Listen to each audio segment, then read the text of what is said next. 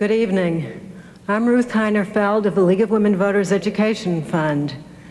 Next Tuesday is Election Day. Before going to the polls, voters want to understand the issues and know the candidates' positions. Tonight, voters will have an opportunity to see and hear the major party candidates for the presidency state their views on issues that affect us all. The League of Women Voters is proud to present this presidential debate. Our moderator is Howard K. Smith. Thank you, Mrs. Heinerfeld. The League of Women Voters is pleased to welcome to the Cleveland, Ohio Convention Center Music Hall President Jimmy Carter, the Democratic Party's candidate for re-election to the presidency, and Governor Ronald Reagan of California, the Republican Party's candidate for the presidency. The candidates will debate questions on domestic, economic, foreign policy, and national security issues. The questions are going to be posed by a panel of distinguished journalists who are here with me. They are Marvin Stone, the editor of the U.S. News and World Report; Harry Ellis, national correspondent of the Christian Science Monitor; William Hilliard, assistant managing editor of the Portland Oregonian; Barbara Walters, correspondent, ABC News. The ground rules for this, as agreed by you gentlemen, are these. Each panelist down here will ask a question, the same question, to each of the two candidates. After the two candidates have answered, a panelist will ask follow-up questions to try to sharpen the answers. The candidates will then have an opportunity each to make a rebuttal. That will constitute the first half of the debate, and I will state the rules for the second half later on. Some other rules: the candidates are not permitted to bring prepared notes to the podium, but are permitted to make notes during the debate. If the candidates exceed the allotted time agreed on, I will reluctantly but certainly interrupt. We ask the convention center audience here to abide by one ground rule: please do not applaud or express approval or disapproval during the debate. Now, based on a toss of the coin, Governor Reagan will respond to the first question from Marvin Stone. Governor, as you're well aware, the question of war and peace has emerged as a central issue in this campaign. In the give and take of recent weeks, President Carter has been criticized for responding late to aggressive Soviet impulses, for insufficient buildup of our armed forces, and a paralysis in dealing with Afghanistan and Iran. You have been criticized for being all too quick to advocate the use of lots of muscle, military action, to deal with foreign crises. Specifically, what are the differences between the two of you on the uses of American military power?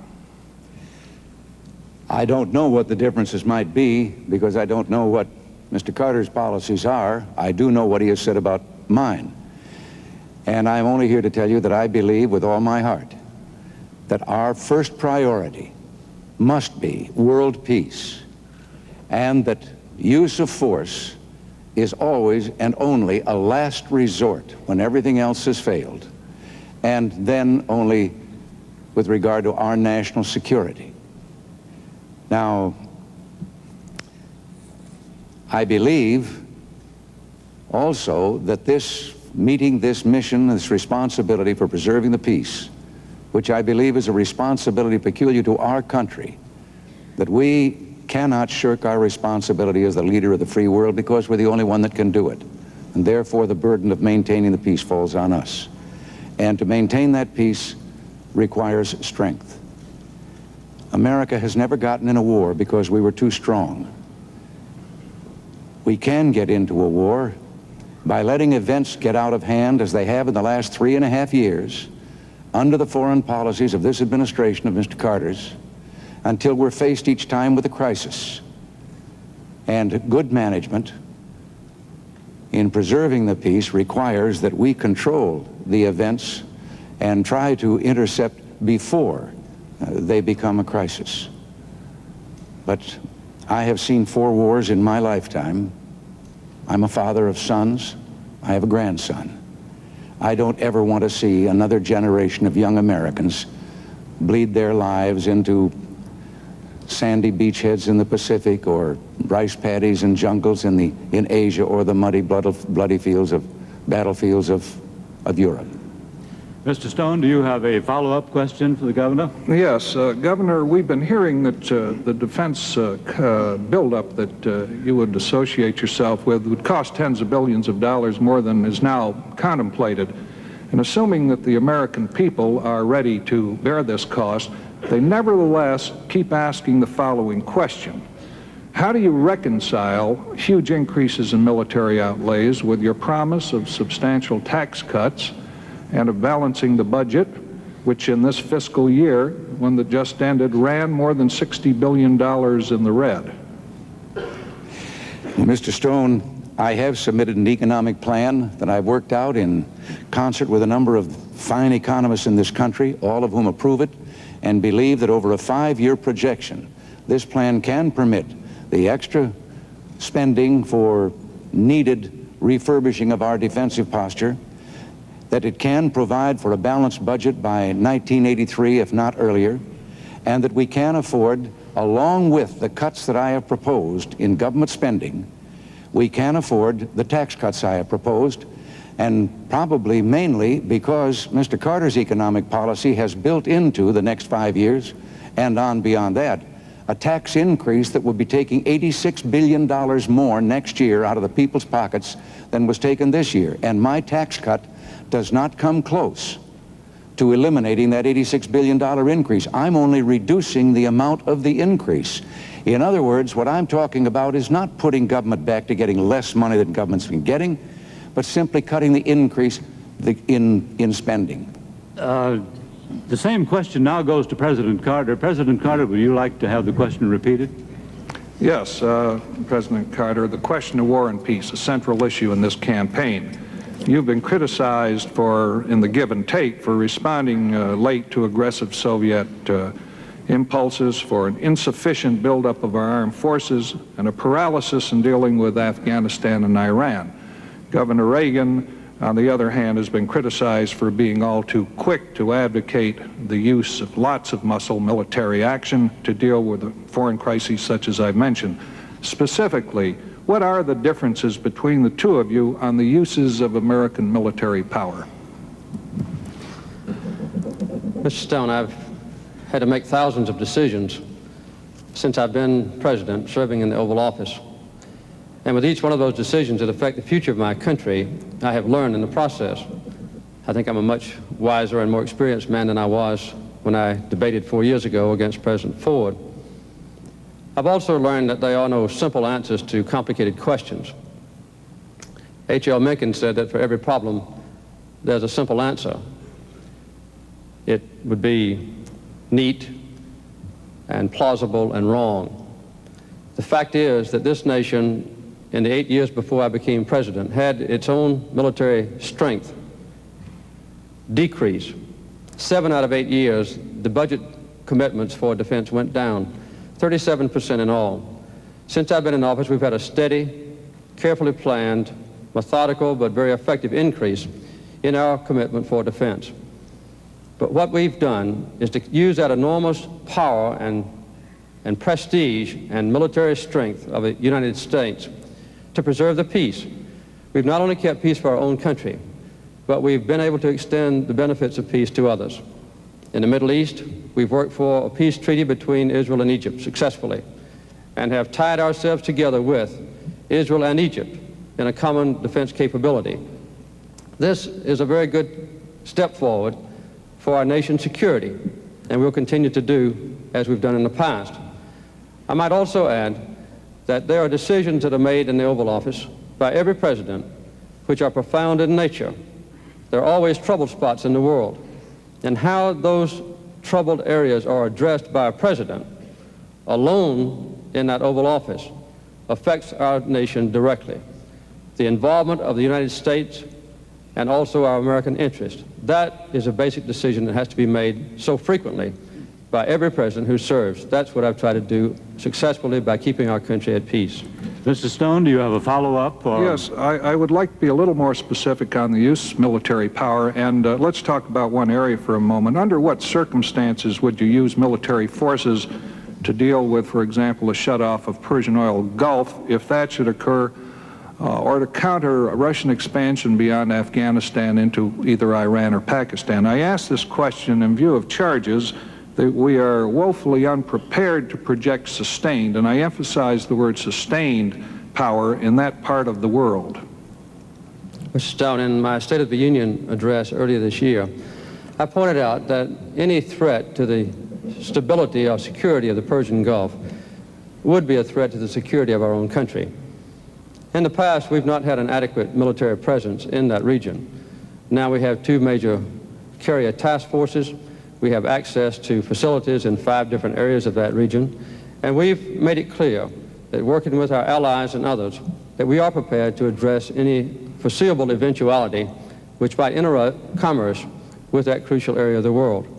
But in doing this, we have made sure that we address this question peacefully, not injecting American military forces into combat, but letting the strength of our nation be felt in a beneficial way.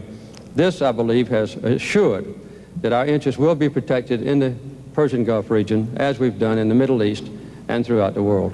Governor Reagan, you have a minute to comment or rebut.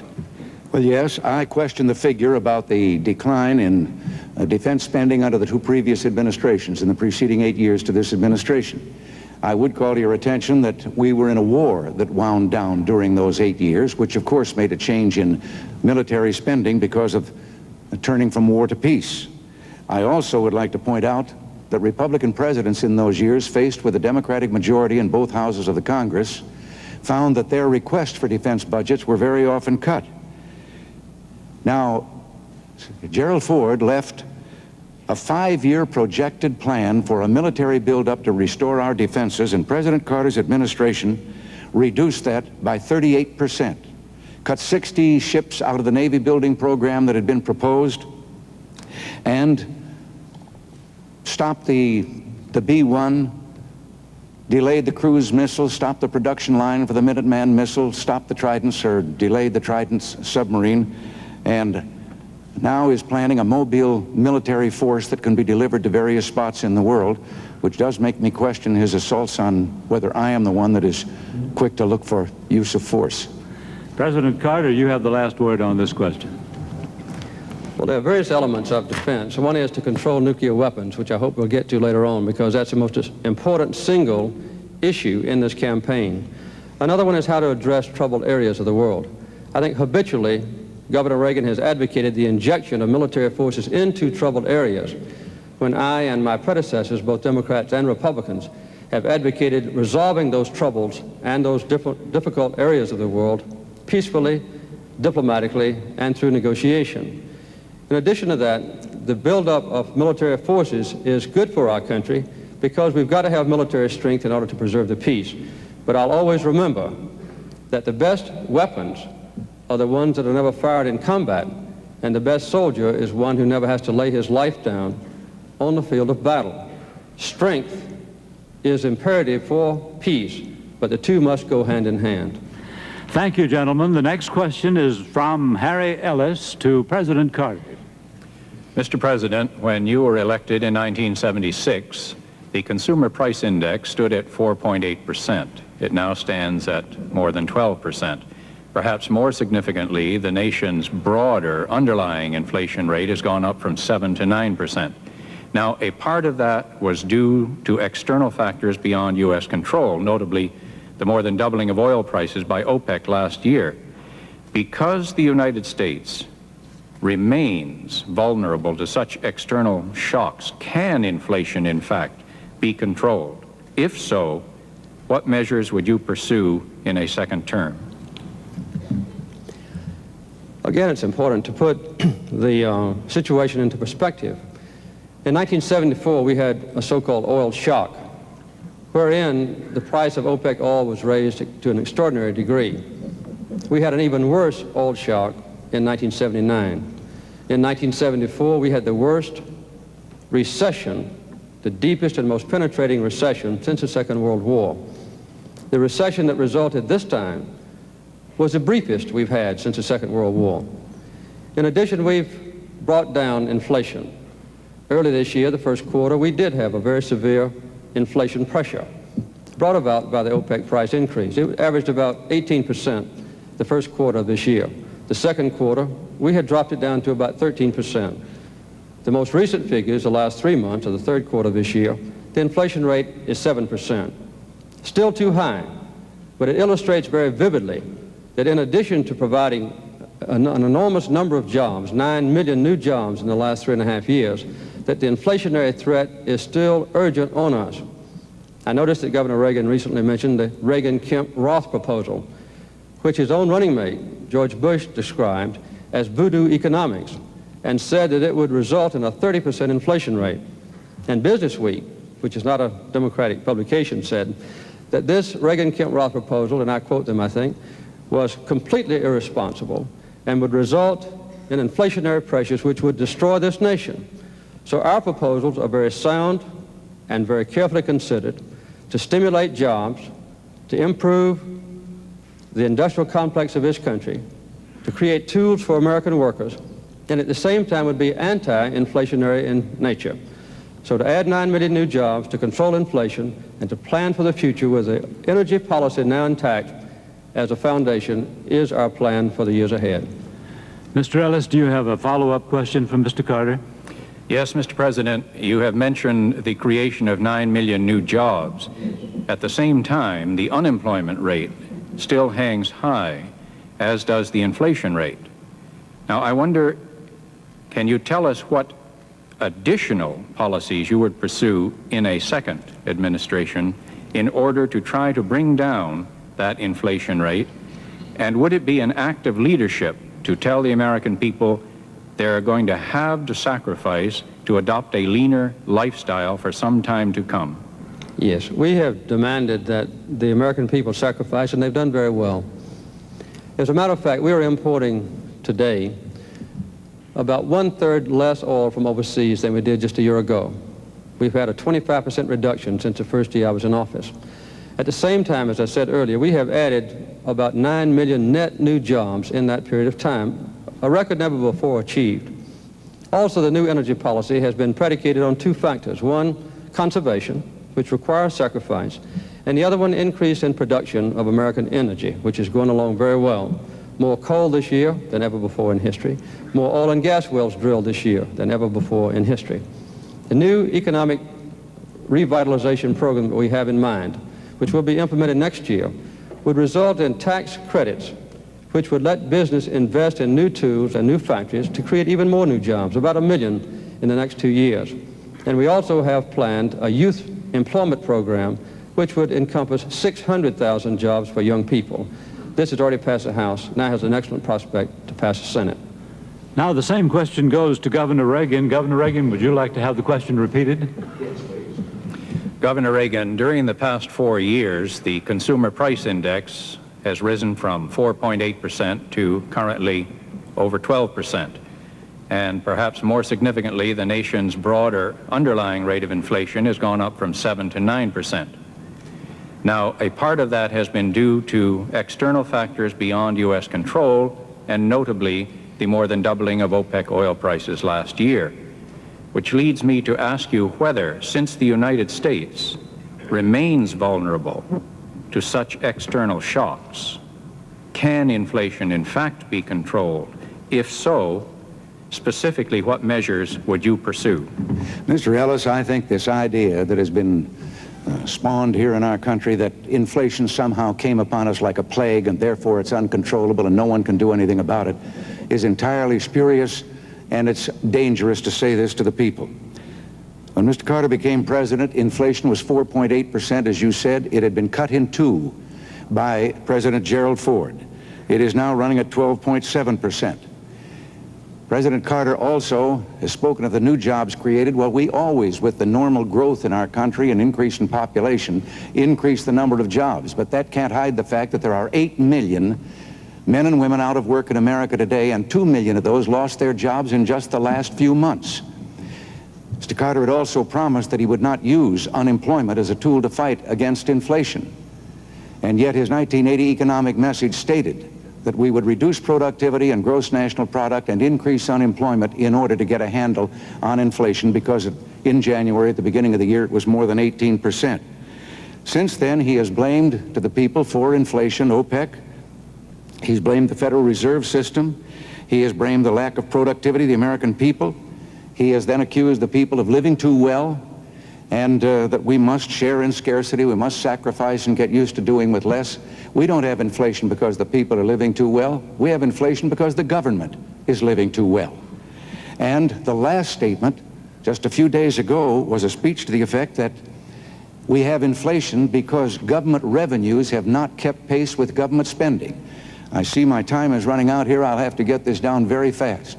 Yes, you can lick inflation by increasing productivity and by decreasing the cost of government to the place that we have balanced budgets and are no longer grinding out printing press money, flooding the market with it because the government is spending more than it takes in. And my economic plan calls for that.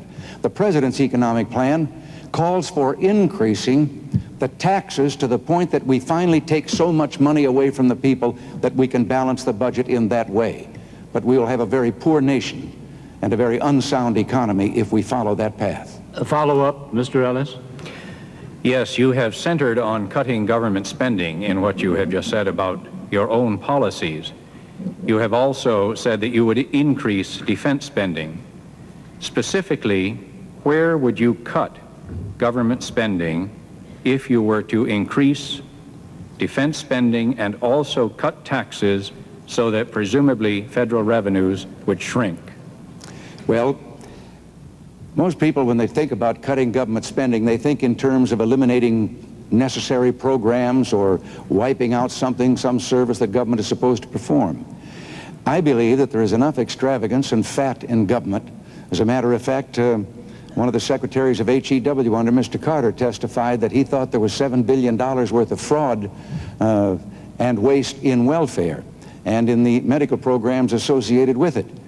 We've had the General Accounting Office estimate that there is probably tens of billions of dollars that is lost in fraud alone, and they have added that waste adds even more to that. We have a program for a gradual reduction of government spending based on these theories, and I have a task force now that has been working on where those cuts could be made. I'm confident that it can be done and that it will reduce inflation because I did it in California. And inflation went down below the national average in California when we returned money to the people and reduced government spending. President Carter. Governor Reagan's proposal, the Reagan-Kemp-Roth proposal, is one of the most highly inflationary ideas that ever has been presented to the American public. He would actually have to cut government spending by at least $130 billion in order to balance the budget under this ridiculous proposal. I noticed that his task force is working for his future plans, had some of their ideas revealed in the Wall Street Journal this week. One of those ideas was to repeal the minimum wage. And several times this year, Governor Reagan has said that the major cause of unemployment is the minimum wage. This is a heartless kind of approach to the working families of our country, which is typical of many Republican leaders in the past, but I think has been accentuated under Governor Reagan. In California, I'm surprised Governor Reagan brought this up, he had the 3 largest tax increases in the history of that state under his administration. He more than doubled state spending while he was governor, a 122% increase, and had between a 20 and 30% increase in the number of employees. Sorry to interrupt, in Mr. California. Carter. Thank you, sir. It's Governor Reagan has the last word on this question. Yes. The figures that the President has just used about California is a distortion of the situation there, because while I was governor of California, our spending in California increased less per capita than the spending in Georgia while Mr. Carter was governor of Georgia in the same 4 years. The size of government increased only 1/6 in California of what it increased in proportion to population in Georgia. And the idea that my tax cut proposal is inflationary, I would like to ask the President, why is it inflationary to let the people keep more of their money and spend it the way they'd like, and it isn't inflationary to let him take that money and spend it the way he wants? I wish that question need not be rhetorical, but it must be because we run out of time on that. Now, the third question to Governor Reagan from William Hilliard. Yes, Governor Reagan, the decline of of our cities has been hastened by the continual rise in crime, strained race relations, the fall in the quality of public education, the persistence of abnormal poverty in a rich nation, and a decline in the services to the public. The signs seem to point toward a deterioration that could lead to the establishment of a permanent underclass in the cities. What specifically would you do in the next 4 years to reverse this trend? I have been talking to a number of congressmen who have much the same idea that I have, and that is that in the inner city areas, that in cooperation with local government and with national government and using tax incentives and with cooperation with the private sector, that we have development zones. Let the local entity, the city, declare this particular area based on the standards of the percentage of people on welfare, unemployed, and so forth in that area. And then through tax incentives, induce the creation of businesses providing jobs and so forth in those areas. The elements of government through these tax incentives, for example, a business that would not have for a period of time an increase in the property tax reflecting its development of the unused property that it was making, wouldn't be any loss to the city because the city isn't getting any tax from that now. And there would simply be a delay. And on the other hand, many of the people that would then be given jobs are presently wards of the government, and it wouldn't hurt to give them a tax incentive because that wouldn't be costing government anything either. I think there are things to do in this regard. I stood in the South Bronx on the exact spot that President Carter stood on in 1977. You have to see it to believe it. It looks like a bombed out city. Great gaunt skeletons of buildings, windows smashed out, painted on one of them, unkept promises, on another despair. And this was the spot at which President Carter had promised that he was going to bring in a vast program to rebuild this department. There are this area, there are whole blocks of land that are left bare, just bulldozed down flat. And nothing has been done, and they are now charging to take tourists through there to see this terrible desolation.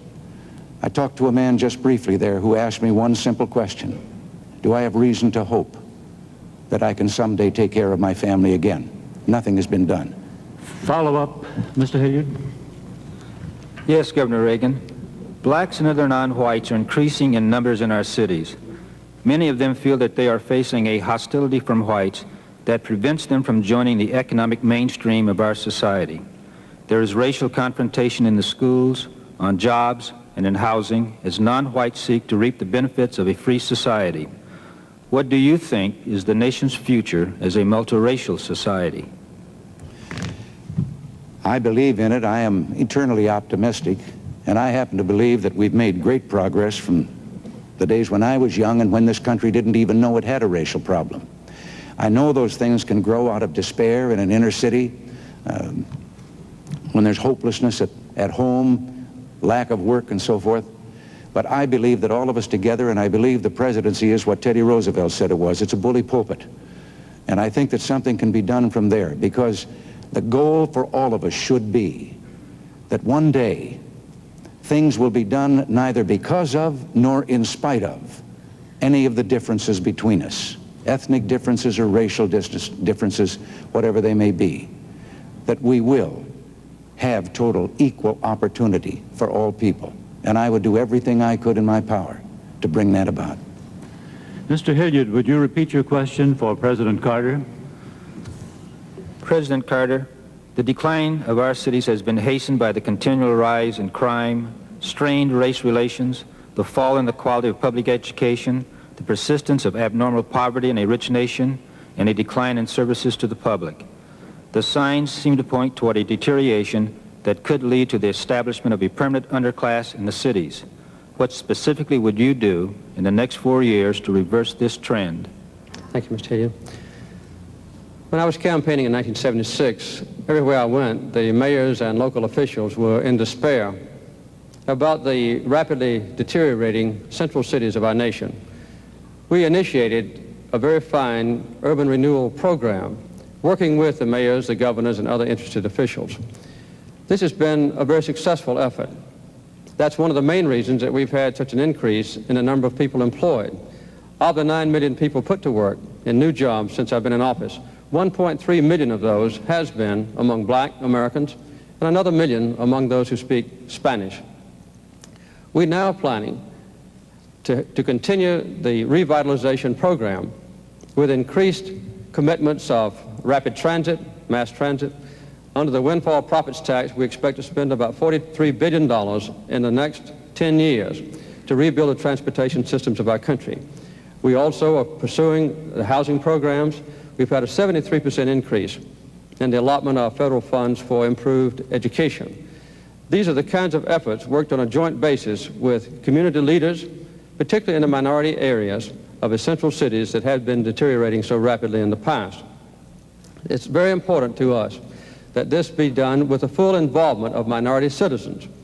I've brought into the top levels of government, into the White House, into administrative offices of the executive branch, into the judicial system, highly qualified black and Spanish citizens and women who in the past had been excluded. I noticed that Governor Reagan said that when he was a younger man that there was no knowledge of a racial problem in this country. Those who suffered from discrimination because of race or sex certainly knew we had a racial problem. We have gone a long way toward correcting these problems, but we still have a long way to go. Follow-up question? Yes, President Carter, I'd like to repeat the same follow-up to you. Blacks and other non-whites are increasing in numbers in our cities. Many of them feel that they are facing a hostility from whites that prevents them from joining the economic mainstream of our society. There is racial confrontation in the schools, on jobs, and in housing as non-whites seek to reap the benefits of a free society. What is your assessment of the nation as a future in multiracial society? Ours is a nation of refugees, a nation of immigrants. Almost all of our citizens came here from other lands and now have hopes which are being realized for a better life, preserving their ethnic commitments, their family structures, their religious beliefs, preserving their relationships with their relatives in foreign countries, but still forming themselves together in a very coherent society, which gives our nation its strength. In the past, those minority groups have often been excluded from participation in the affairs of government. Since I've been president, I've appointed, for instance, more than twice as many black federal judges as all previous presidents in the history of this country. I've done the same thing in the appointment of women and also Spanish-speaking Americans, to involve them in administration of government and a feeling that they belong to the societal structure that makes decisions in the judiciary and in the executive branch is a very important commitment which I am trying to realize and will continue to do so in the future. Governor Reagan, you have a minute for rebuttal. Yes, the president talks of government programs, and they have their place. But as governor, when I was at that end of the line and receiving some of these grants for government programs, I saw that so many of them were dead end. They were public employment for these people who really want to get out into the private job market where there are jobs with a future. Now, the president spoke a moment ago about that I was against the minimum wage. I wish he could have been with me when I sat with a group of teenagers who were black and who were telling me about their unemployment problems, and that it was the minimum wage that had done away with the jobs that they once could get. And indeed, every time it has increased, you will find that there is an increase in minority unemployment among young people. And therefore, I have been in favor of a separate minimum for them. With regard to the great progress that has been made with this government spending, the rate of black unemployment in Detroit, Michigan is 56%. President Carter, you have the last word on this question. Well, it's obvious that we still have a long way to go in fully incorporating the minority groups into the mainstream of American life. We have made good progress, and there's no doubt in my mind that the commitment to unemployment compensation, the minimum wage, welfare, national health insurance, those kinds of commitments that have typified the Democratic Party since ancient history in this country's political life are a very important element of the future. In all those elements, Governor Reagan has repeatedly spoken out against them, which to me shows a very great insensitivity to giving deprived families a better chance in life. This, to me, is a very important difference between him and me in this election, and I believe the American people will judge accordingly. There is no doubt in my mind that in the downtown central cities, with the new commitment on an energy policy, with a chance to revitalize homes and to make them more fuel efficient, with a chance for a synthetic fuels program, solar power, this will give us an additional opportunity for jobs which will pay rich dividends. Thank you, gentlemen. Now for the fourth question to President Carter from Barbara Walters. Mr. President, the eyes of the country tonight are on the hostages in Iran. I realize this is a sensitive area, but the question of how we respond to acts of terrorism goes beyond this current crisis. Other countries have policies that determine how they will respond. Israel, for example, considers hostages like soldiers and will not negotiate with terrorists. For the future, Mr. President, the country has the right to know, do you have a policy for dealing with terrorism wherever it might happen? And what have we learned from this experience in Iran that might cause us to do things differently if this or something similar happens again? Barbara, one of the blights on this world is the threat and the activities of terrorists. At one of the recent economic summit conferences between myself and the other leaders of the Western world, we committed ourselves to take strong action against terrorism. Airplane hijacking was one of the elements of that commitment. There is no doubt that we have seen in recent years, in recent months, additional acts of violence against Jews in France, and of course against those who live in Israel by the PLO and other terrorist organizations. Ultimately, the most serious terrorist threat is if one of those radical nations who believe in terrorism as a policy should have atomic weapons. Both I and all my predecessors have had a deep commitment to controlling the proliferation of nuclear weapons in countries like Libya or Iraq.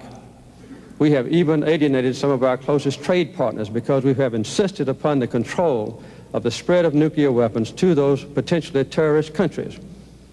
When Governor Reagan has been asked about that, he makes a very disturbing comment that non-proliferation or the control of the spread of nuclear weapons is none of our business. And when he was asked specifically recently about Iraq, he said there's nothing we can do about it. This ultimate terrorist threat is the most fearsome of all, and it's part of a pattern where our country must stand firm to control terrorism of all kinds. Ms. Walters, a follow-up? Yes. While we are discussing policy, had Iran not taken American hostages, I assume that in order to preserve our neutrality, we would have stopped the flow of spare parts and vital war materials once war broke out between Iraq and Iran. Now we're offering to lift the ban on such goods if they let our people come home. Doesn't this reward terrorism, compromise our neutrality, and possibly antagonize nations now friendly to us in the Middle East? We will maintain our position of neutrality in the Iran and Iraq war. We have no plans to sell additional material or goods to Iran that might be of a warlike nature. When I made my decision to stop all trade with Iran as a result of the taking of our hostages, I announced then and have consistently maintained since then that if the hostages are released safely, that we would make delivery on those items which Iran owns, which they have bought and paid for. Also, that the frozen Iranian assets would be released. That's been a consistent policy, one I intend to carry out. Would you repeat the question now for Governor Reagan, please, Ms. Walters? Yes. Governor, the eyes of the country tonight remain on the hostages in Iran, but the question of how we respond to acts of terrorism goes beyond this current crisis. There are other countries that have policies that determine how they will respond. Israel, for example, considers hostages like soldiers and will not negotiate with terrorists. For the future, the country has the right to know, do you have a policy for dealing with terrorism wherever it might happen? And what have we learned from this experience in Iran that might cause us to do things differently if this or something similar should happen again? Well, Barbara, you've asked that question twice. I think you ought to have at least one answer to it. I have been accused of lately of having a secret plan with regard to the hostages. Now, this comes from an answer that I've made at least 50 times during this campaign to the press, which is that the question would be, have you any ideas of what you would do if you were there? And I've said, well, yes. And I think that anyone that's seeking this position, as well as other people probably, have thought to themselves, what about this, what about that? These are just ideas of what I would think of if I were in that position and had access to the information in which I would know all the options that were open to me. I have never answered the question, however, second, the one that says, well, tell me, what are some of those ideas? First of all, I would be fearful that I might say something that was presently underway or in negotiations and thus expose it and endanger the hostages. And sometimes I think some of my ideas might involve quiet diplomacy where you don't say in advance or say to anyone what it is you're thinking of doing. Your question is difficult to answer because in the situation right now, no one wants to say anything that would inadvertently delay in any way the return of those hostages if there is a chance of their coming home soon, or that might cause them harm. What I do think should be done, once they are safely here with their families and that tragedy is over, and we've endured this humiliation for just lacking 1 week of a year now, then I think it is time for us to have a complete investigation as to the diplomatic efforts that were made in the beginning, why they have been there so long, and when they come home, what did we have to do in order to bring that about? What arrangements were made? And I would suggest that Congress should hold such an investigation. In the meantime, I'm going to continue praying that they'll come home. Follow-up question? Well, I would like to say that neither candidate answered specifically the question of a specific policy for dealing with terrorism, but I will ask Governor Reagan a different follow-up question.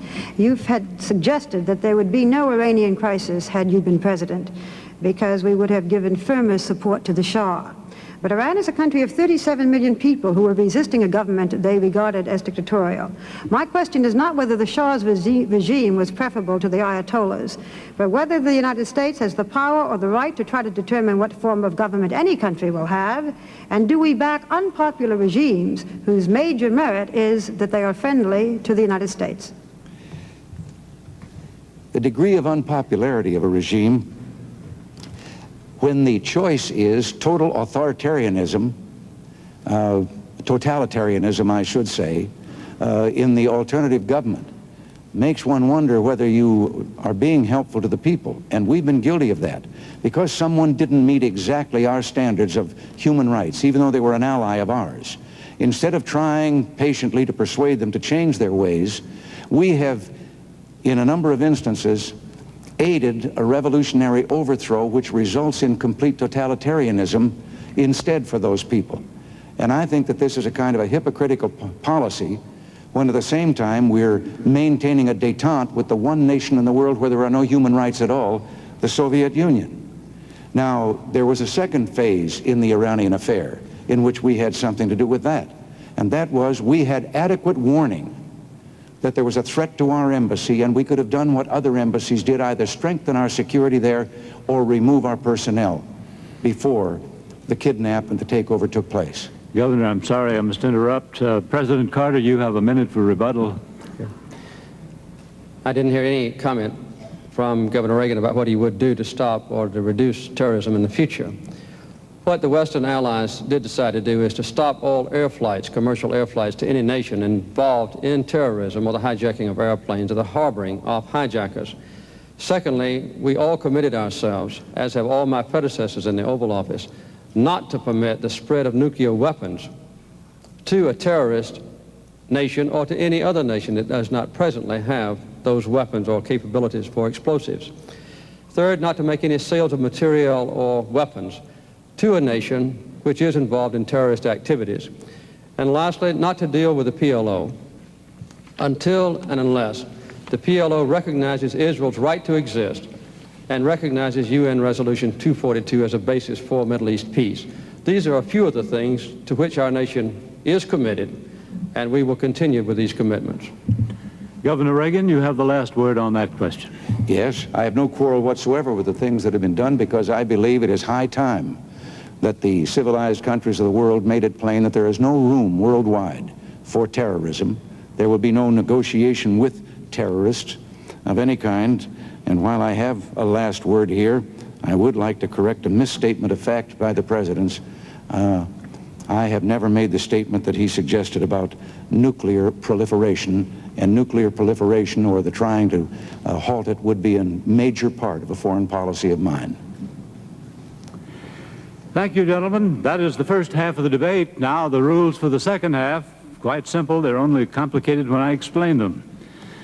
In second half, the panelists with me will have no follow-up questions. Instead, after the panelists have asked a question, the candidates have answered, each of the candidates will have 2 opportunities to follow up, to question, to rebut, or just to comment on his opponent's statement.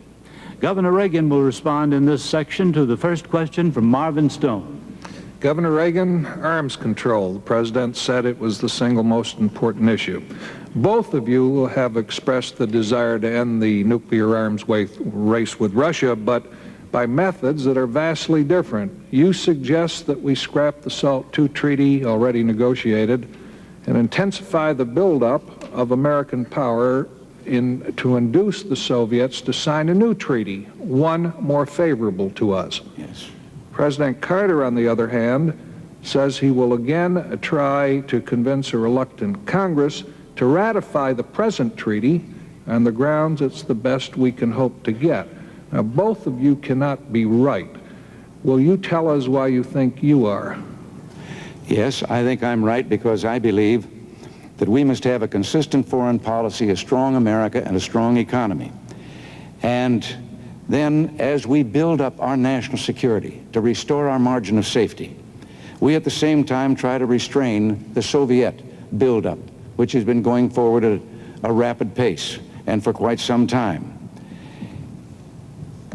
The SALT II treaty was the result of negotiations that Mr. Carter's team entered into after he had asked the Soviet Union for a discussion of actual reduction of nuclear strategic weapons. And his emissary, I think, came home in 12 hours with having heard a very definite niet. But taking that one no from the Soviet Union, we then went back into negotiations on their terms because Mr. Carter had canceled the B-1 bomber, delayed the MX, delayed the Trident submarine, delayed the cruise missile, shut down the missile man, the Minuteman missile production line, and whatever other things that might have been done. The Soviet Union sat at the table knowing that we had gone forward with unilateral concessions without any reciprocation from them whatsoever. Now, I have not blocked the SALT II treaty as Mr. Carter and Mr. Mondale suggest that I have. It has been blocked by a Senate in which there is a Democratic majority. Indeed, the Senate Armed Services Committee voted 10-0 with 7 abstentions against the SALT II treaty and declared that it was not in the national security interests of the United States, besides which it is illegal, because the law of the land passed by Congress says we cannot accept a treaty in which we are not equal. And we're not equal in this treaty for one reason alone. Our B-52 bombers are considered to be strategic weapons. Their backfire bombers are not. Governor, I have to interrupt you at that point. The time's up for that. But the same question now to President Carter. Yes, President Carter, both of you have expressed the desire to end the nuclear arms race with Russia, but through vastly different methods. The governor suggests we scrap the SALT II treaty, which you negotiated in Vienna, signed in Vienna, intensify the buildup of American power to induce the Soviets to sign a new treaty, one more favorable to us. You, on the other hand, say you will again try to convince a reluctant Congress to ratify the present treaty on the grounds it is the best we can hope to get from the Russians. You cannot both be right. Will you tell us why you think you are? Yes, I'd be glad to. Inflation, unemployment, the cities, all very important issues, but they pale into insignificance in the life and duties of a president when compared with the control of nuclear weapons. Every president who has served in the Oval Office since Harry Truman has been dedicated to the proposition of controlling nuclear weapons, to negotiate with the Soviet Union, balanced, controlled, observable, and then reducing levels of atomic weaponry. There is a disturbing pattern in the attitude of Governor Reagan. He has never supported any of those arms control agreements. The limited test ban, SALT I, nor the anti-ballistic missile treaty, nor the Vladivostok treaty negotiated with the Soviet Union by President Ford, and now he wants to throw into the wastebasket a treaty to control nuclear weapons on a balanced and equal basis between ourselves and the Soviet Union, negotiated over a 7-year period by myself and my 2 Republican predecessors. The Senate has not voted yet on the Strategic Arms Limitation Treaty. There have been preliminary skirmishings in the committees of the Senate, but the treaty has never come to the floor of the Senate for either a debate or a vote. It's understandable that a senator in the preliminary debates can make an irresponsible statement or maybe an ill-advised statement. You've got 99 other senators to correct that mistake, if it is a mistake. But when a man who hopes to be president says, take this treaty, discard it, do not vote, do not debate, do not explore the issues, do not finally capitalize on this long negotiation, that is a very dangerous and disturbing thing. Governor Reagan, you have an opportunity to rebut that. Yes, I'd like to respond very much. First of all, the Soviet Union, if I have been critical of some of the previous agreements, it's because we've been out-negotiated for quite a long time. And they have managed, in spite of all of our attempts at arms limitation, to go forward with the biggest military buildup in the history of man. Now, to suggest that because 2 Republican presidents tried to pass the SALT treaty, that puts them on its side, I would like to say that President Ford, who was within 90% of a treaty that we could be in agreement with when he left office, is emphatically against this SALT treaty. I would like to point out also that senators like Henry Jackson and Hollings of South Carolina, they are taking the lead in the fight against this particular treaty. I am not talking of scrapping. I am talking of taking the treaty back and going back into negotiations, and I would say to the Soviet Union, we will sit and negotiate with you as long as it takes to have not only legitimate arms limitation, but to have a reduction of these nuclear weapons to the point that neither one of us represents a threat to the other. That is hardly throwing away a treaty and being opposed to arms limitation. President Carter? Yes. Governor Reagan is making some very misleading and disturbing statements. He not only advocates the scrapping of his treaty, and I don't know that these men that he quotes are against the treaty in its final form, but he also advocates the possibility, he said it's been a missing element, of playing a trump card against the Soviet Union of a nuclear arms race and insisting upon nuclear superiority by our own nation as a predication for negotiation in the future with the Soviet Union. If President Brezhnev said, we will scrap this treaty, negotiated under 3 American presidents over a 7-year period of time, we insist upon nuclear superiority as a basis for future negotiations, and we believe that the launching of a nuclear arms race is a good basis for future negotiations, it's obvious that I, as president, and all Americans would reject such a proposition. This would mean the resumption of a very dangerous nuclear arms race. It would be very disturbing to American people. It would change the basic tone and commitment that our nation has experienced ever since the Second World War, with all presidents, Democratic and Republican, and would also be very disturbing to our allies, all of whom support this nuclear arms treaty. In addition to that, the adversarial relationship between ourselves and the Soviet Union would undoubtedly deteriorate very rapidly. This attitude is extremely dangerous and belligerent in its tone, although it's said with a quiet voice. Governor Reagan? I know the president is supposed to be replying to me, but sometimes I have a hard time in connecting what he's saying with what I have said or what my positions are. I sometimes think It's like the witch doctor that gets mad when a good doctor comes along with a cure that'll work. My point I have made already, Mr. President, with regard to negotiating, it does not call for nuclear superiority on the part of the United States. It calls for a mutual reduction of these weapons, as I say, to the point that neither of us can represent a threat to the other. And to suggest that the SALT II treaty that your negotiators negotiated was just a continuation and based on all of the preceding efforts by two previous presidents is just not true. It was a new negotiation because, as I say, President Ford was within about 10% of having a solution that could be acceptable. And I think our allies would be very happy to go along with a fair and verifiable SALT agreement. President Carter, you have the last word on this question. I think to close out this discussion, it would be better to put into perspective what we're talking about.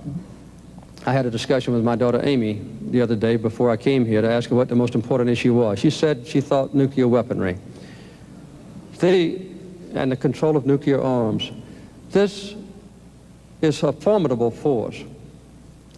Some of these weapons have 10 megatons of explosion. If you put 50 tons of TNT in each one of railroad cars, you would have a carload of TNT, a trainload of TNT stretching across this nation. That's one major war explosion in a warhead.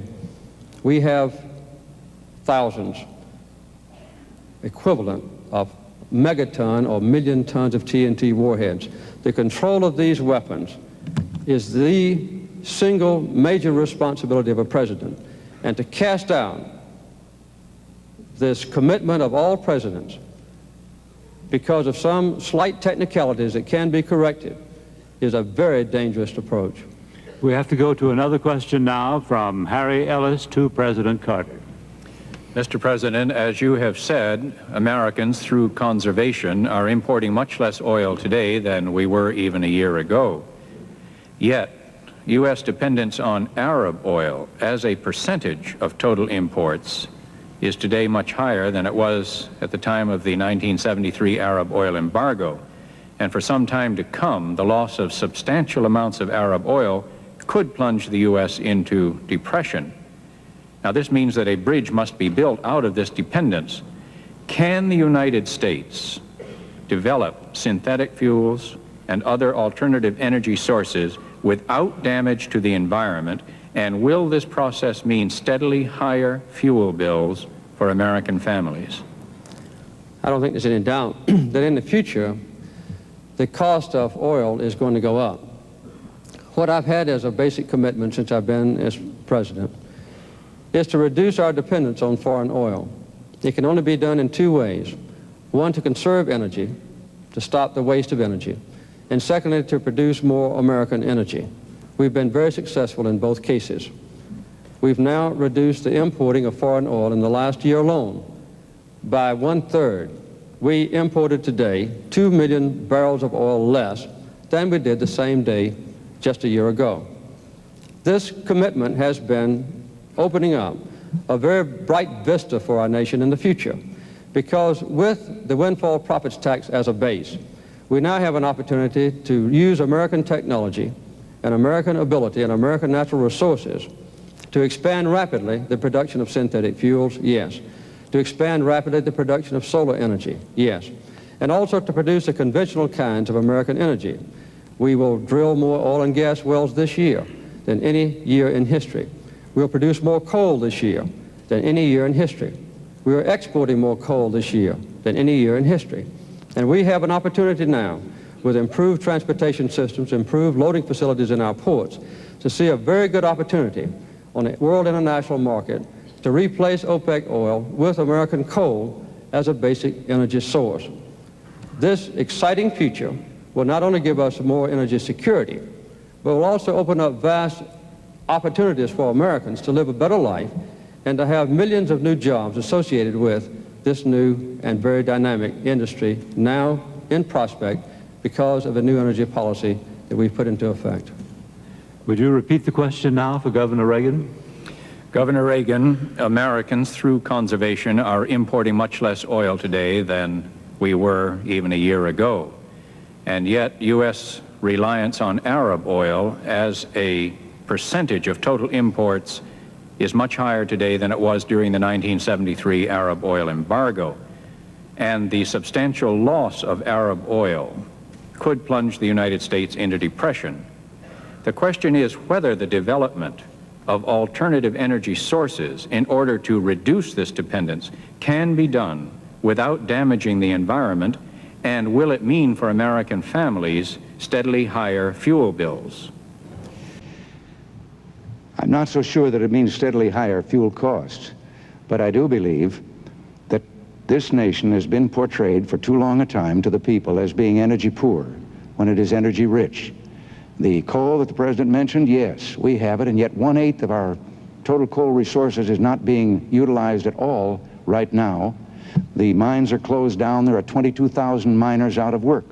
Most of this is due to regulations which either interfere with the mining of it or prevent the burning of it. With our modern technology, yes, we can burn our coal within the limits of the Clean Air Act. I think as technology improves, we'll be able to do even better with that.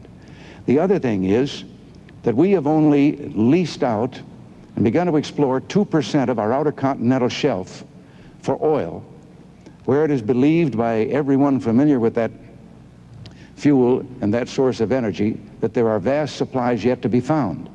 Our government has, in the last year or so, taken out of multiple use millions of acres of public lands that once were, while they were public lands, subject to multiple use exploration for minerals and so forth. It is believed that probably 70% of the potential oil in the United States is probably hidden in those lands, and no one is allowed to even go and explore to find out if it is there. This is particularly true of the recent efforts to shut down part of Alaska.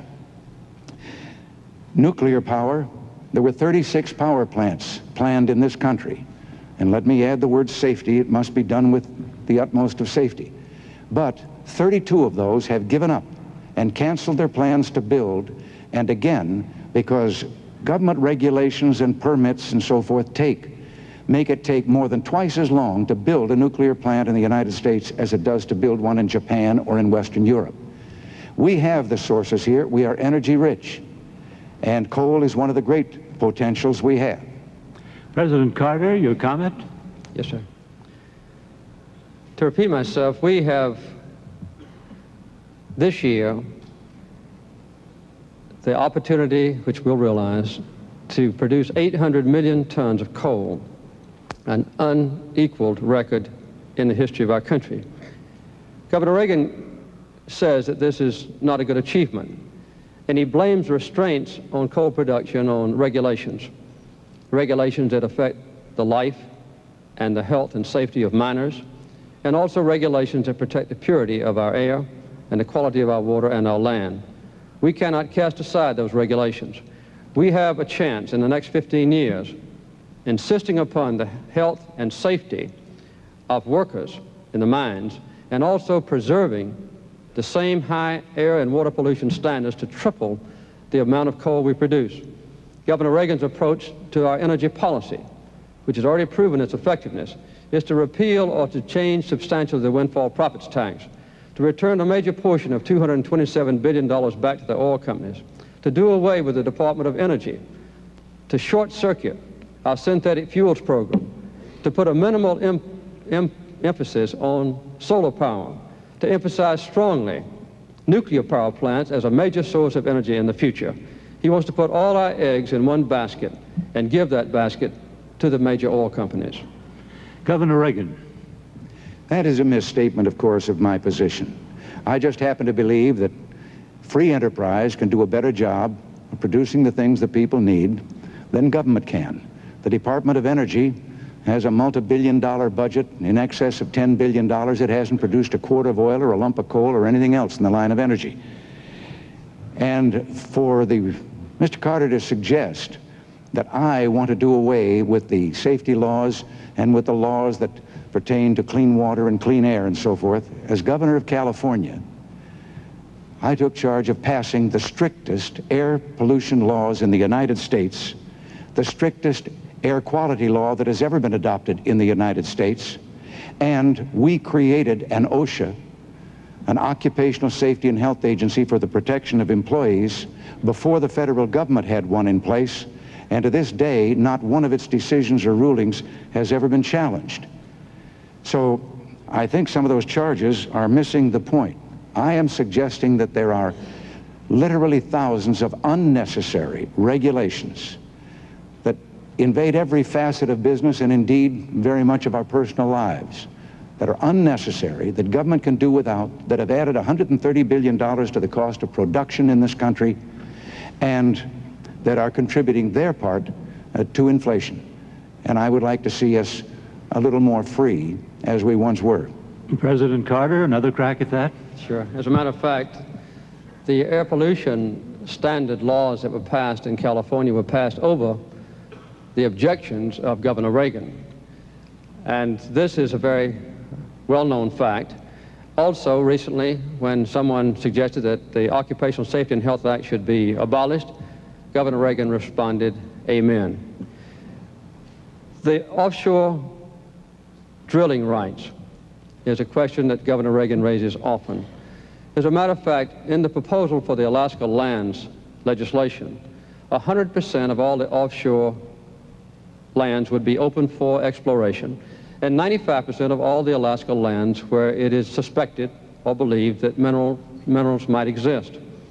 We have, with our 5-year plan for the leasing of offshore lands, proposed more land to be drilled than has been opened up for drilling since this program first started in 1954. So we're not putting restraints on American exploration. We're encouraging it in every way we can. Governor Reagan, you have the last word on this question. Yes, if it is a well-known fact that I opposed air pollution laws in California, the only thing I can possibly think of is that the president must be suggesting the law that the federal government tried to impose on the state of California, not a law, regulations, that would have made it impossible to drive an automobile within the city limits of any California city, or have a place to put it if you did drive it against their regulations. It would have destroyed the economy of California. And I must say we had the support of Congress when we pointed out how ridiculous this attempt was by the Environmental Protection Agency. We still have the strictest air control or air pollution laws in the country. As for offshore oiling, only 2% now is so leased and is producing oil.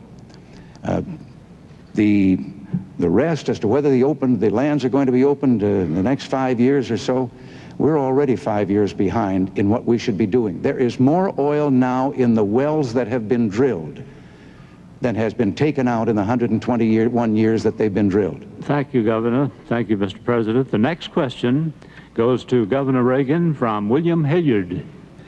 Governor Reagan, wage earners in this country, especially the young, are supporting a Social Security system that continues to affect their income drastically. The system is fostering a struggle between the young and the old and is drifting the country toward a polarization of these two groups. How much longer can the young wage earner expect to bear the ever-increasing burden of the Social Security system? The Social Security system was based on a false premise with regard to how fast the number of workers would increase and how fast the number of retirees would increase. It is actuarially out of balance. And this first became evident about 16 years ago, and some of us were voicing warnings then. Now it is trillions of dollars out of balance. And the only answer that has come so far is the biggest single tax increase in our nation's history, the payroll tax increase for Social Security, which will only put a Band-Aid on this and postpone the day of reckoning by a few years at most. What is needed is a study that I have proposed by a task force of experts to look into this entire problem as to how it can be reformed and made actuarially sound, but with the premise that no one presently dependent on Social Security is going to have the rug pulled out from under them and not get their check. We cannot frighten, as we have with the threats and the campaign rhetoric that has gone on in this campaign, our senior citizens, leave them thinking that in some way they're endangered and they would have no place to turn. They must continue to get those checks, and I believe that the system can be put on a sound actuarial basis. But it's going to take some study and some work, and not just passing a tax increase to let the load or the roof fall in on the next administration. Would you repeat that question for President Carter? Yes, President Carter, wage earners in this country, especially the young, are supporting a Social Security system that continues to affect their income drastically. The system is fostering a struggle between young and old and is drifting the country toward a polarization of these two groups. How much longer can a young wage earner expect to bear the ever-increasing burden of the Social Security system? As long as there's a Democratic president in the White House, we will have a strong and viable Social Security system free of the threat of bankruptcy. Although Governor Reagan has changed his position lately, on 4 different occasions he has advocated making Social Security a voluntary system, which would in effect very quickly bankrupt it. I noticed also in the Wall Street Journal earlier this week that a preliminary report of his task force advocates making Social Security more sound by reducing the adjustments in Social Security for the retired people to compensate for the impact of inflation. These kinds of approaches are very dangerous to the security and the well-being and the peace of mind of the retired people of this country and those approaching retirement age. But no matter what it takes in the future to keep Social Security sound, it must be kept that way. And although there was a serious threat to the Social Security system and its integrity during the 1976 campaign and when I became president, the action of the Democratic Congress working with me has been to put Social Security back on a sound financial basis. That's the way it will stay. Governor Reagan. Well, that just isn't true. It, as I said, delayed the actuarial imbalance falling on us for just a few years with that increase in taxes, and I don't believe we can go on increasing the tax because the problem for the young people today is that they're paying in far more than they can ever expect to get out. Now, again, this statement that somehow I wanted to destroy it and I just changed my tune, that I was for voluntary Social Security, which would mean the ruin of it. Mr. President, the voluntary thing that I suggested many years ago was that a young man, orphaned and raised by an aunt, who died, his aunt was ineligible for Social Security insurance because she was not his mother. And I suggested that if this is an insurance program, certainly the person who's paying in should be able to name his own beneficiaries. And that's the closest I've ever come to anything voluntary with Social Security. I, too, am pledged to a Social Security program that will reassure these senior citizens of ours they're going to continue to get their money. There are some changes I'd like to make. I would like to make a change that discriminates in the regulations against a wife who works and finds that she then is faced with a choice between her father or her husband's benefits if he dies first, or what she has paid in, but it does not recognize that she has also been paying in herself and she is entitled to more than she presently can get. I'd like to change that. President Carter's rebuttal now. Right. These constant suggestions that the basic Social Security system should be changed does cause concern and consternation among the aged of our country. It's obvious that we should have a commitment to them that Social Security benefits should not be taxed, and that there would be no peremptory change in the standards by which Social Security payments are made to the retired people. We also need to continue to index the Social Security payments so that if inflation rises, the Social Security payments would rise a commensurate degree to let the buying power of the Social Security check continue intact. In the past, the relationship between Social Security and Medicare has been very important to provide some modicum of aid for senior citizens in the retention of health benefits. Governor Reagan, as a matter of fact, began his political career campaigning around this nation against Medicare. Now we have an opportunity to move toward national health insurance with an emphasis on the prevention of disease, an emphasis on outpatient care, not inpatient care, an emphasis on hospital cost containment to hold down the cost of hospital care for those who are ill, an emphasis on catastrophic health insurance, so that if a family is threatened with being wiped out economically because of a very high medical bill, then the insurance would help pay for it. These are the kind of elements of a national health insurance important to the American people. Governor Reagan, again, typically is against such a proposal. Governor? There you go again. When I opposed Medicare, there was another piece of legislation meeting the same problem before the Congress. I happened to favor the other piece of legislation and thought that it would be better for the senior citizens and provide better care than the one that was finally passed. I was not opposing the principle of providing care for them. I was opposing one piece of legislation as versus another. There is something else about Social Security, of course, that doesn't come out of the payroll tax. It comes out of the general fund that something should be done about. I think it's disgraceful that the disability insurance fund in Social Security finds checks going every month to tens of thousands of people who are locked up in our institutions for crime or for mental illness, and they are receiving disability checks from Social Security every month while a state institution provides for all of their needs and their care. President Carter, you have the last word on this question.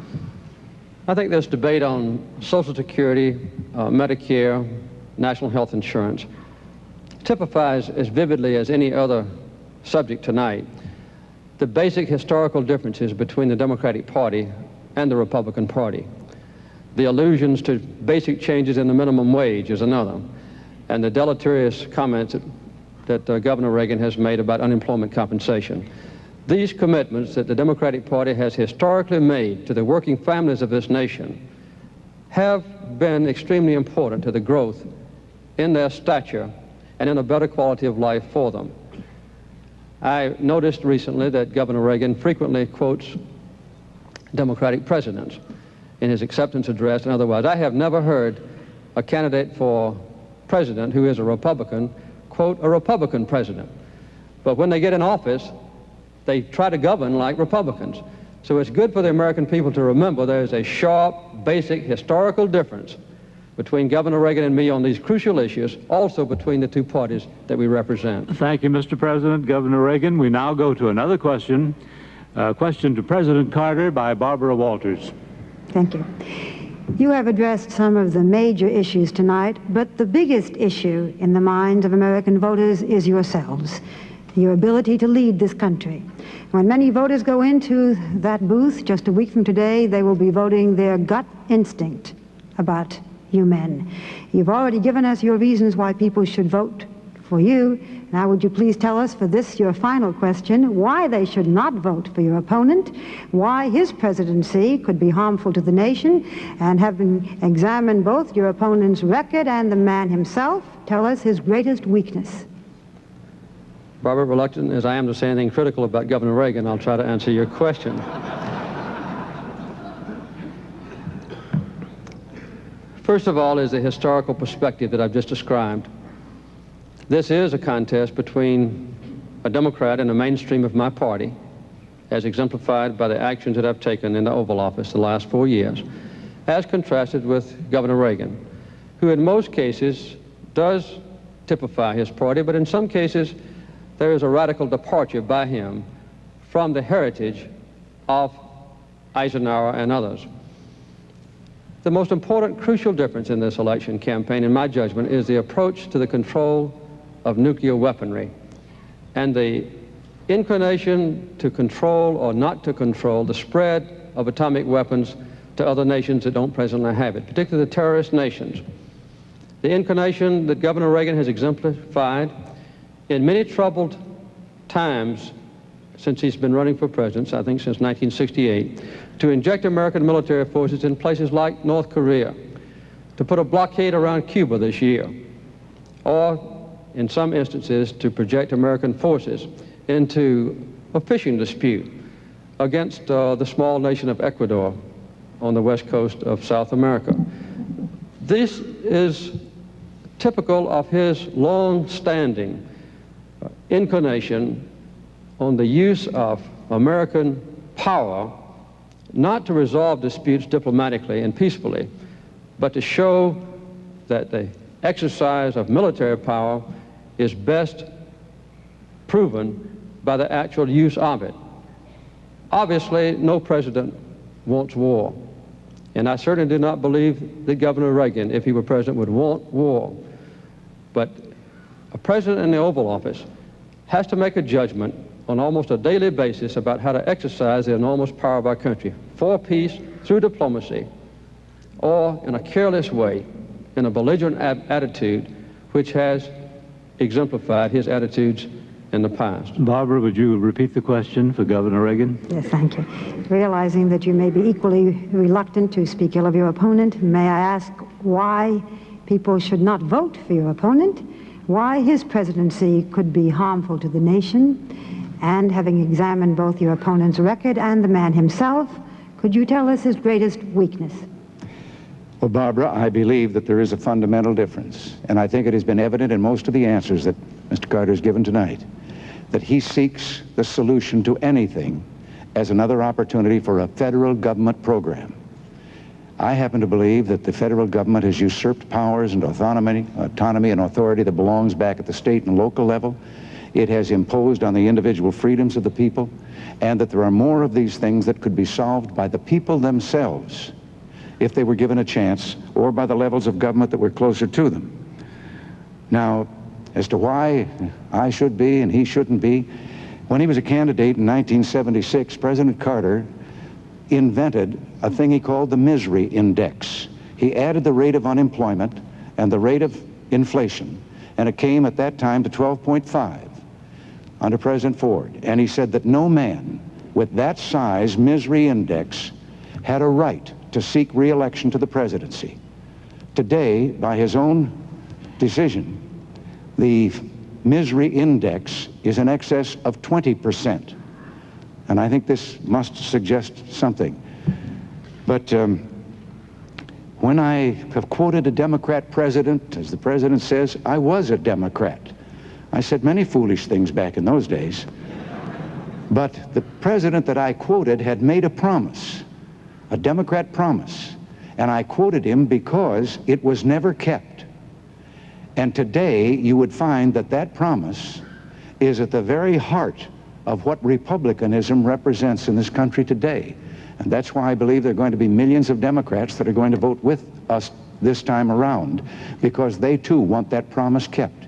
It was a promise for less government and less taxes and more freedom for the people. President Carter. Yes. I mentioned the radical departure of Governor Reagan from the principles or ideals or historical perspective of his own party. I don't think this can be better illustrated than in the case with guaranteeing women equal rights under the Constitution of our nation. For 40 years, the Republican Party platforms called for guaranteeing women equal rights with a constitutional amendment. 6 predecessors of mine who served in the Oval Office called for this guarantee of women's rights. Governor Reagan and the new Republican Party has departed from this commitment.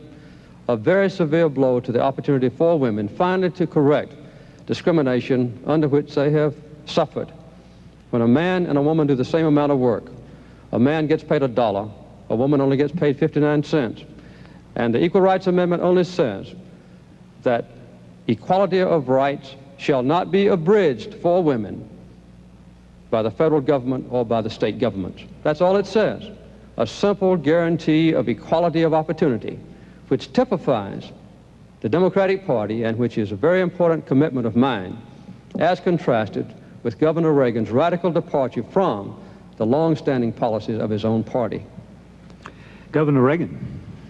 Yes, Mr. President, once again, I happen to be against the amendment because I think the amendment will take this problem out of the hands of elected legislators and put it in the hands of unelected judges. I am for equal rights, and while you have been in office for 4 years and not one single state, and most of them have a majority of Democratic legislators, has added to the ratification or voted to ratify the Equal Rights Amendment, while I was governor more than 8 years ago, I found 14 separate instances where women were discriminated against in the body of California law, and I had passed and signed into law 14 statutes that eliminated those discriminations. including the economic ones that you have just mentioned, equal pay and so forth. I believe that if in all these years that we've spent trying to get the amendment, that we'd spent as much time correcting these laws as we did in California, and we were the first to do it. If I were president, I would also now take a look at the hundreds of federal regulations which discriminate against women and which go right on while everyone is looking for an amendment. I would have someone ride herd in those regulations, and we'd start eliminating those discriminations in the federal government against women. President Carter. Yes. Howard, I'm a Southerner, and I share the basic beliefs of my region about an excessive government intrusion into the private affairs of American citizens and also into the private affairs of the free enterprise system. One of the commitments that I made was to deregulate the major industries of this country. We've been remarkably successful with the help of the Democratic Congress. We've deregulated the air industry, the rail industry, the trucking industry, financial institutions, now working on the communications industry. In addition to that, I believe this element of discrimination is something that the South has seen so vividly as a blight on our region of the country, which has now been corrected. Not only racial discrimination, but discrimination against people that have to work for a living. Because we have been trying to pick ourselves up by our bootstraps since the long Depression years and lead a full and useful life in the affairs of this country. We've made remarkable success. It's part of my consciousness and in my commitment to continue this progress. So my heritage as a Southerner, my experience in the Oval Office, convinces me that what I've just described is a proper course for the future. Governor Reagan, yours is the last word. Well, my last word is again to say that we were talking about this very simple amendment in women's rights. And I make it plain again, I am for women's rights. But I would like to call the attention of the people to the fact that that so-called simple amendment could be used by mischievous men to destroy discriminations that properly belong by law to women, respecting the physical differences between the two sexes, labor laws that protect them against doing things that would be physically harmful to them. Those could all be challenged by men. And the same would be true with regard to combat service in the military and so forth.